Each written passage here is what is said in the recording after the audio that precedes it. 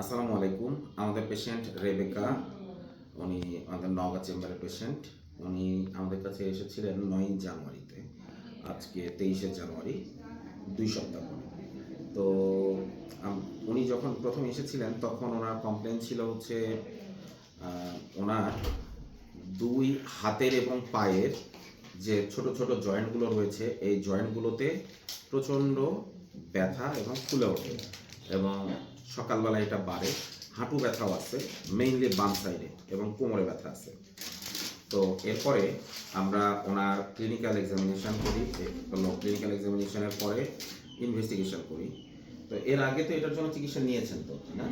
আচ্ছা, আপনি আমাকে একটু বলেন যে আগে কি অবস্থা ছিল? তো উনি স্বামী আগে মনে করেন যে ওষুধ খাওয়ালে ভালো থাকে, ওষুধ খাওয়া বাদ দিলে আবার আস্তে আস্তে আস্তে আস্তে যাতে। এবং এটা কতদিন ধরে? এই মোটামুটি 3 বছর। এখানে তো 3 বছর প্রথম গেছে। তো এখন আমরা এরকম দেখে আমরা ওনার এটা বেশিরভাগই ইয়ের সাথে যায়, এক ধরনের বাত আছে রিউমাটয়েড আর্থ্রাইটিস, সেটার সাথে। তো আমরা রিউমাটয়েড আর্থ্রাইটিসের পরীক্ষাও করলাম তার, এটা সহ। তো আমরা দেখলাম যে তার কোমরের দিকেও ব্যথা আছে। তো তারপরে একটা কোমরের এক্সরেও করি এবং আমরা তার ESR normal, CRP normal, RATS negative. তো এগুলো সব কিছু দেখে তখন আমরা সিদ্ধান্ত নিই যে আমরা কোমরের ব্যথার চিকিৎসা করব। তো কোমরের ব্যথার থেকেও যখন মানে স্পাইনগুলো একদম স্টিফ হয়ে যায় এবং স্ট্রেটেন, স্পাইনের যে কার্ভেচারটা এরকম কেসের মতো, এটা যখন স্ট্রেটের মতো হয়ে যায়, যেখানে লরোসিস থাকার কথা সেখানে নাই, মানে এই ব্যাপারগুলো, কার্ভেচার যেরকম থাকার কথা নাই, তখনও আসলে ঘাড়ের দিকে চাপ পড়ে। সেটার জন্য হাতের যে ঝিনঝিনের অনুভূতি বা হাতের মধ্যে যে চাবানো বা কামড়ানোর অনুভূতি, এটা এক একজন এক একভাবে এক্সপ্রেস করে। আমরা ধরে নিই যে উনি হয়তো একটু মানে যেভাবে ডেসক্রিপশন দিচ্ছেন এটার সাথে আমাদের বোঝা কিছুটা পার্থক্য। তো এটা বাদ নাই এবং আমরা এটা রিউমাটয়েড আর্থ্রাইটিস যে না মানে আছে এটা প্রমাণ করার কোনো সুযোগই নেই। কারণ যে ধরনের টেস্টগুলো করা দরকার আমাদের হলো ইএসআর একটু বাড়তি থাকে বা সিআরপি একটু বেশি থাকবে, তারপরে এনটিসিসিপি বা আরএ টেস্ট পজিটিভ থাকবে। তো এগুলো কোনোটাই নাই। পরবর্তীতে আমরা গতদিন আমরা ওনাকে ডায়াগনস্টিক ব্লক দিই।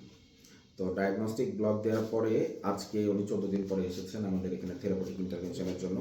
ডায়াগনস্টিক ব্লক আমরা মেইনলি শুধু ফ্যাসেট জয়েন্টগুলোতে ইনজেকশন দিয়েছিলাম বেশ কয়েকটা লেভেলে, তো আল্ট্রাসাউন্ড গাইডেড অফকোর্স। তো আপনি একটু বলবেন যে গত দিনের সাথে প্রথম যেদিন আসছিলেন তার সাথে আজকের পার্থক্যটা কি আপনি বলেন। হ্যাঁ, আগের থেকে মনে করেন 3 মাসের থেকে 2 ভাগই ভালো আছে। 2 ভাগই ভালো।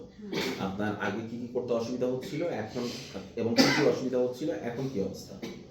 আগে তো আপনার হাতে মাজা খুব ব্যথা করছিল, হালে করলে বসলে আর করলে যন্ত্রণা হচ্ছিল, হাতে যন্ত্রণা হচ্ছিল, এখন কোনোটাই নাই, অনেক কমে গেছে। হাতে পায়ে এগুলো যে যন্ত্রণা বা ফুলে ওঠাও তো ছিল? হ্যাঁ, ফুলে ওঠা ছিল, ফুলে ওঠা সেগুলো নাই। ফুলে ওঠাও নাই? না, আলহামদুলিল্লাহ। তো আমরা আমরা এখন ওনাকে আজকে আমরা থেরাপিউটিক ইন্টারভেনশন করব। থেরাপিউটিক ইন্টারভেনশন করতেছি এবং আশা করতেছি। আপনার কি ঘুম হচ্ছিল আগে? ঘুম হচ্ছিল, হ্যাঁ ঘুম হচ্ছিল। আচ্ছা, তো এমনিতে হাত পা চাবানোটা কোন সময় বেশি ছিল? চাবানিটা যখন যন্ত্রণা হচ্ছিল তখন চাবানিটা বেশি হচ্ছিল। আচ্ছা, তো এখন যেহেতু এটা কমে গেছে তাহলে আমাদের কাজ হচ্ছে আজকে এটাকে আমরা সেই দিন আমরা জাস্ট লোকাল দিয়েছি, আমরা আজকে একটু থেরাপিউটিক ইন্টারভেনশন দিয়ে ফ্যাসেট ব্লকগুলো করে দিব, দিয়ে ওনাকে আমরা এক্সারসাইজ দিয়েছি, একটু রোদের মধ্যে থাকতে বলেছি এবং আশা করতেছি উনিও খুব অ্যাক্টিভ আর কি। উনিও যেহেতু অনেক কষ্ট করছে, অনেক ভুগছে, উনি বেশ মানে ওনার হাজব্যান্ডও খুব হেল্প করতেছে ওনাকে, দুজন মিলে মানে রেগুলার যে এক্সারসাইজ রেগুলার আমি যেগুলো শিখিয়ে দিয়েছি মাসেল এবং জয়েন্ট রিলেটেড এগুলো করছে তারা। আশা করতেছি যে গত 3 বছর উনি যেরকম ভুগছে এখান থেকে এই সামনের দিনগুলোতে অ্যাটলিস্ট একটা বছর বা কপাল ভালো থাকলে আরও বেশি সময় এটা মানে অনেকটা সুস্থ স্বাভাবিক জীবনযাপনে পৌঁছায় যাবে। বাকিটা আল্লাহ ভরসা, রোগীর জন্য শুভকামনা, পরবর্তীতে আবার আপডেট জানাবো।